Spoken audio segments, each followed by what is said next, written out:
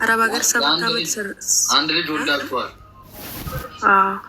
እሺ 7 ዓመት ሰርቻለሁ አረብ ሀገር። እሺ 7 ዓመት ሰርቻለሁ። ቤቱም ሰራሁት አልጨረስኩም፣ ገና ነው። ቤት ሰሪ አንቺ ነሽ? እኔ ሰራሁት። የራሱ እሱ የማንም ጎፈሬ ነው የሚያበጥረው? ምን አውቄ ነኝ። ያው የዘመን ፋሽን አይደል? እሺ ከዛ ቤት ሰራሁትና 4 ዓመት በሩት ሰራሁት። የሱ ሰጠሁት። እናቴ አባቴ የለም። እናቴም ትንሽ አገዝኩት።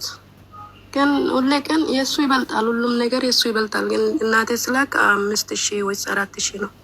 እሱ ግን 200,000 300,000 ብር ነው የሚልከው።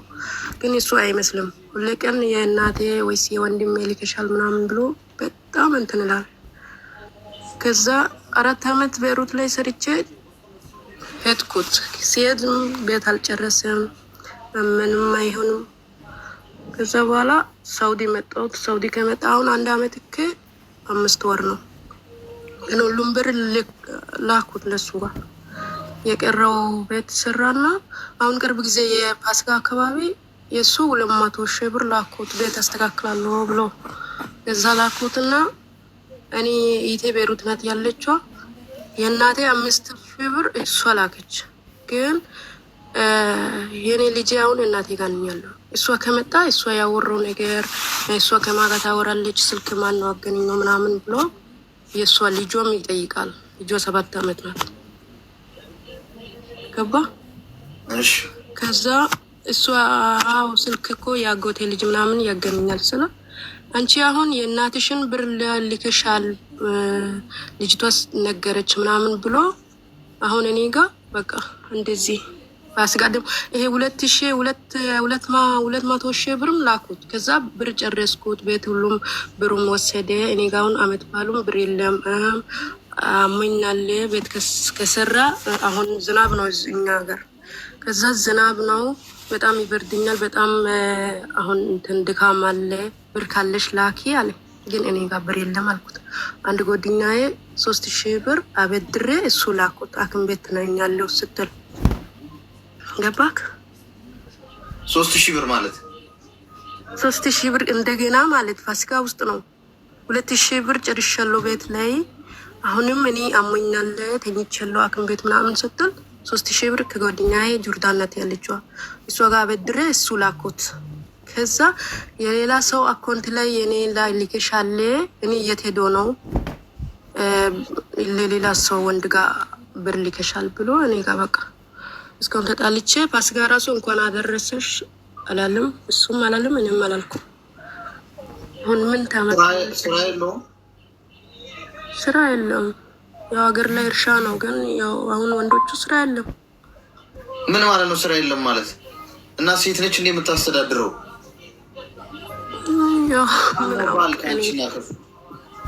እንደዚህ አይነት እሺ፣ ሚውት አርጊና አዳምጪ። እንደዚህ አይነት ፊት እየሰጣችሁ ቦታ ተቀያየረን እኮ ጎበዝ። ስራ የለም ምን ማለት ነው? ስራ ከሌለ ለምን አገባታለሁ እንዴ? የሆነ እኮ ማግባት እኮ የሆነ እንትን እኮ አይደለም። የሆነ ባስ ውስጥ እንደ መግባት ቀላል አይደለም። ባስ ውስጥ ዘለሽ ገብተሽ ብር የለኝም ካልሽ ሁለተኛ በሚቀጥለው ግን ክፈይ ምናምን ተብለሽ ልትለቀቅ ይቻለሽ። ትዳር ህይወት ነው፣ አንድ ህይወት ነው። ከገባህ በኋላ ወይኔ ጉዴ የለም። ከመግባት በፊት 10 ጊዜ ለክተ ነው መግባት ያለብህ። ለምን አገባሽ ታዲያ? ስራ ከሌለው አንቺ ነሽ እንዴ የምትጦሪው? አንቺ ነሽ እንዴ ቤት የምትሰሪው? አንቺ ነሽ እንዴ ቤት እቃ የምታሟየው? ጭራሽ 200,000 300,000 ትልኪለታለሽ በየወሩ። ይሄ ሰውዬ እንዴት ይስራ? የሳሎን አሻንጉሊት እኮ ሆነ ይሄ ሰውዬ። ምን ሆነሽ? አንቺ የምታስተዳድሪበት ትዳር አይደለም። የጋራ ሁለቱም መስራት አለባቸው። ኢትስ ኦኬ፣ ችግር የለም። ተስማምተው እየሰሩ መተጋገዝ ይችላሉ። ገብቶሻል? ግን በዋናነት ግን የኛ የወንዶች ኃላፊነት ነው። ምክንያቱም ልናገባ ሽማግሌ ስንልክ የምንባለው የመጀመሪያው ጥያቄ ምን ሰርቶ ያስተዳድራታል? ስራ አለው ወይ? አስተዳዳሪ ወንዱ ነው። ስለዚህ አንቺ ሰው ሀገር መቼ ነው የምትኖሪው ትዳርሽን? መቼ 7 ዓመት ሆነሽ። አንድ ቀን ልትሞቺ ትችያለሽ። ስጋን የለበሽው ሁሌ ገንዘብ ማሳደድ፣ ሁሌ ገንዘብ ማባረር፣ ለጤናሽ አታስቢም። ታመሸ ያለሽበት ሀገር ብትተኝ እኮ ማንም ሰው ነው የማይደርስልሽ። ማንም የሰራሹ ቤት ውስጥ አትኖሪበትም፣ እሱ ሌላ ሚስት ያኖርበታል። ለማን ነው የምትቀልጪው? ለምንድን ነው የምትኖሪው? እሱ እኮ እቅድ ሊኖርሽ እኮ ይገባል። ዋይ ለምን አትሉም? ለምን የሚለውን ጥያቄ እኮ መመለስ አለበት። ለምን አገባለሁ? ከዛ ካገባው ደግሞ ለምንድን ነው የምሰደደው? ከተሰደድኩም ለምንድን ነው ዋጋ የምከፍለው? እሺ 2-3 ዓመት እሺ እንደው ይባል እንደው በቃ እሺ ፌር ነው እና እንደዛ አንበል። 7 ዓመት ሙሉ አንቺ አሁንም ሰው ሀገር ላይ ነው ያለሽው። ትሰሪያለሽ፣ ትልኪያለሽ፣ ትሰሪያለሽ፣ ትልኪያለሽ። ምንድን ነው መጨረሻው? ሰውየው ገንዘቡን ያጠፋዋል። ከአንቺ ስለ አንቺ ግድ የለውም። ስለ አንቺ አያስብም። በላሽ፣ ጠጣሽ፣ ኖርሽ፣ ጤናሽ አያሳስበው። የገንዘብ ማሽንሽ በቃ ገንዘቡ እስከላክሽለት ድረስ ስለ ሚስትነትና ስለ ባልነቱ አስበውም አያውቅም። ባልና ሚስቶች እኮ ተራርቀው ሲኖሩ በጣም ብዙ ቻሌንጅ አለ። ወንድ ልጅ ሚስቱ ሩቅ ሆና መታገስ አይችልም። ቺት ያደርጋል። ሴቷ ትሻላለች። እንዶ ተፈጥሮ ነው። ምንም ይሄንን እኔ ስላልኩት አይቀየርም። ሰንበዲ ስላለው አይቀየርም። ሀቅ ነው። በቃ ነጭ ከለር ነጭ ነው። ልቀባቡ ጥቁር ነው ልትሉኝ አትችሉ። ሴቷ 10 ዓመትም ብትቆይ ሰው ሀገር ምንም አይመስላትም ባይ ኔቸር። ወንዶች ግን አንችልም። ስለማንችልም አሌክስ ወይ አየለ ከበደ በቀለ ምናምን የሚባል ነገር ወንዶች በተፈጥሮ እንደዛ ናቸው። ርቀሽ 7 ዓመት ሙሉ አንቺ ሰው ሀገር ስትኖሪ እሱ አርፎ ቁጭ አለ። እውነት ይህንን ለእኔ ልትነግሪኝ አትሺ። ስለዚህ ከብዙ አንግል እየተጎዳሽ እየተሸረሸርሽ እያለቀልሽ ነው የሚመጣው። ስለዚህ ምከረኝ ካልሽ ህግ 1 ከዛሬ ጀምሮ 5 ሳንቲም አትልኪ። የመጀመሪያው ማትደራደሪ ሰማይ ዝቅ ቢል መብረቅ ቢፈርጥ ከሰማይ የማትቀይሪው አንድ ህግ ለባልሽ ብር አትልኪም። በቃ በአናቱ ለምን አይተከልም? ለምን አይረበውም? ለምን አይጠመውም? አትልኪም። ገንዘቡን ያዥው።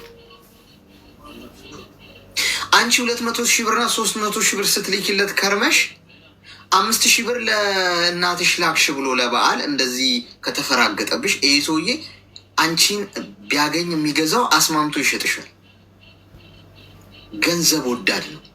ትክክለኛ ባል ግን ቢሆን ምን እንደሆነ ታውቂያለሽ? የሚለው የአንቺ ጤና ነው የሚያሳስበው። የአንቺ ደህንነት ነው የሚያሳስበው። ማን ነው እስኪ ደህንነታችሁ የሚጠይቃችሁ? ከቤተሰብ ደውሎ ሰው ሀገር ያላችሁ ማንም አይጠይቃችሁ። ደሞዝ ሲደርስ ይጠይቋችኋል ደውለው። እንዴት ነሽ? ደህና ነሽ? ወፈርሽ? ቀል እንዴት ነው? ተስማማሽ? ጤናሽ? ልክ ብሯን ከላካችኋት በኋላ ማንም የቤተሰብ አባል ነው ምላችሁ ማንም አይጠይቃችሁ። ማንም ስለ እናንተ ታሞ መተኛት ግድ የሚሰጠው ሰው ነው። ለምን በአፍንጫሽ አትተከይ? ለራሳችሁ አስቡ መጀመሪያ። እኔ ማንም ሆኜ አይደለም እንደዚህ እያልኳችሁ ያለሁት። ምን እንደሚያስለፈልፈኝም አላውቅም። መንፈስ ነው መሰለኝ። መንፈስ ሳይሆን ጂኒ ሳይሆን አይቀርም። ለምን እንደዚህ እንደምለፈልፍም አላውቅም። ግን የምነግራችሁ ነገር በደንብ አዳምጡ። ለራሳችሁ ቁሙ መጀመሪያ። ለራሳችሁ አስቡ። እግዚአብሔርን ነው የምላችሁ። ስትወጡ እንቅፋት ቢመታችሁ እኔን የሚል ማንም የለም። ማንም ምድረ ባዳ ላይ ነው ያላችሁት። አሁን በሰው ተከባችሁ ሊሆን ይችላል። የሚያጨበጭብላችሁ ሰው ሊኖር ይችላል። እመኑኝ የሆነ ሰዓት ሁሉ ነገር ጸጥ ረጭ ነው የሚለው። በዙሪያችሁ ባዶ ኦና ነው የምትቀሩት። ሰው መጀመሪያ ፕሮቴክት ማድረግ ያለባችሁ ራሳችሁ ነው። ትዳርም ካላችሁ ትዳሩ የጋራ ነው እህቴ፣ የጋራ ነው። እሱ ሚልፋ አንቺም ልፊ ያስማማናል። እሱ እዛ ቁጭ ብሎ ስራ የለም ብሎ ጥርሱን እየፋቀ 200,000 እና 300,000 ብር እያላክሽ አንቺ ጤናሽ የተቃወሰ እድሜሽ እያለቀ በአጥንትሽ እየሄድሽ የምታመጪው ገንዘብ መጨረሻ ላይ መቃብረሽ ላይ አበባ ይዞ ጉንጉን አበባ ይዞ ነው የሚመጡልሽ። ማንም ስለ አንቺ ግድ የሚሰጠው ሰው ስለዚህ ከዛሬ ጀምሮ ገንዘቡን ያዥው። አለ ምንም ሪዝን እንዳታውጭ ገንዘብ ምክንያታዊ መሆን አለ። ገንዘብ ለማውጣት ስታስቢ እንደውም ማለት ነው ከማውጣትሽ በፊት የማውጣትሽ ምክንያት አሳድሪ። ለምሳሌ ጫማ የሆነ ጫማ አይቼ እኔ መግዛት ብፈልግ ወይኔ ጫማ መግዛት አለብኝ ብል እንላለን ሁላችንም። የሚያምር ነገር ስናይ ወይ ነገ ገዛዋለሁ ብዬ ሀሳቡን አሳድረዋለሁ።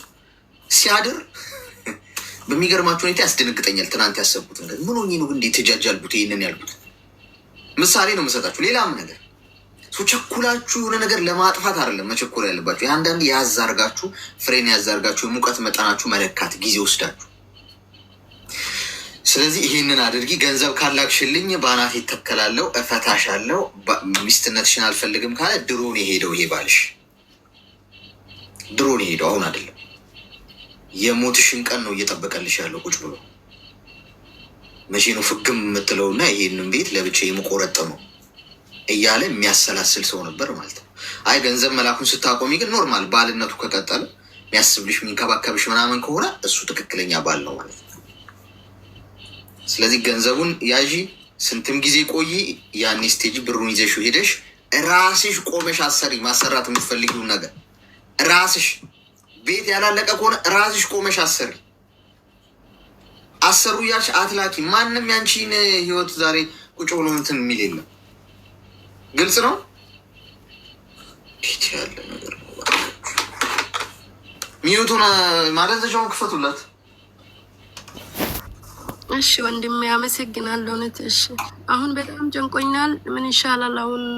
7 ዓመት ሰርቼ እሱም ላኩት እሱ እንደዚህ ያለ ወይስ እናቴ ወይስ ብዙ ብር አይላክም እንደዛ ይላል። ምን ይሻላል ብዬ ሁሌ ቀን ይጨንቀኛል፣ ሁሌ ቀን አለቅሳለሁ። ግን አሁን እሺ በቃ ለማንም ይኸውልሽ፣ እኔ አንድ ነገር አስምሬ የምነግርሽ ለማንም ሰው ብር መላክ ስታቆሚ አንድም ሰው በዙሪያሽ ሰው አይኖርም። አሁን ቀድሜ የሚሆነውን ነው የምነግርሽ። ቀድሜ ብር መላክ ስታቆሚ አሁን እናትሽን ታጫለሽ፣ አባትሽን ታጫለሽ፣ ወንድሞችሽን ታጫለሽ፣ ዘመድ አዝማድ ታጫለሽ፣ ባልሽን ታውጭ። ሁሉም ጥቅመኛ፣ ሁሉም ከአንቺ ጥቅም ነው የሚፈልገው።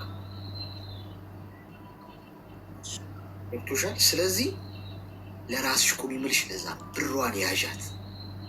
እመኚ፣ ቅርስሽ እሱ ነው። ነገር ብትታመሚ ሆስፒታል ሄደሽ የምትታከሚ በሱ፣ ቢርብሽ የምትበይው በሱ።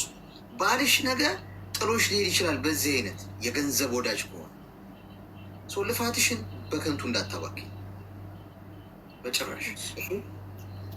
እሺ አመሰግናለሁ። ኖርልክ። እሺ አመሰግናለሁ።